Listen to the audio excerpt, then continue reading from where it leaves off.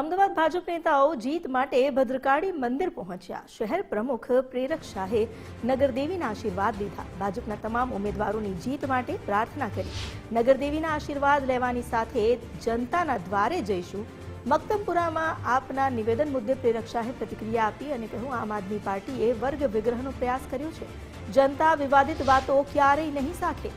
ચૂંટણી પંચના નિયમોનું પાલન કરવું ખૂબ જરૂરી છે। એજન્ટ નિયુક્તિ મુદ્દે ભાજપ પ્રમુખનું મહત્વનું નિવેદન સામે આવ્યું।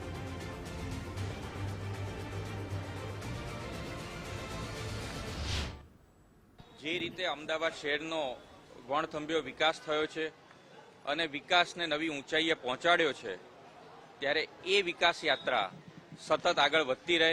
ભારતીય જનતા પાર્ટીના તમામ ઉમેદવારો પ્રચંડ બહુમતીથી વિજયી બને, એ જ માટે માં નગર ભદ્રકાળીના આશીર્વાદ લેવા માટે સમગ્ર ટીમ સાથે અમે આવ્યા છે। જે કંઈ પણ પરિપત્ર આવ્યા છે એ તમામનું ભારતીય જનતા પાર્ટી દ્વારા સંપૂર્ણ પાલન કરવા માટે દ્વારા વર્ગ વિગ્રહ કરાવવાનો પ્રયાસ, તેમજ જે કાયદાકીય રીતે મંજૂર ન હોય, બિનકાયદેસર હોય તેવી વાત કરવામાં આવે છે।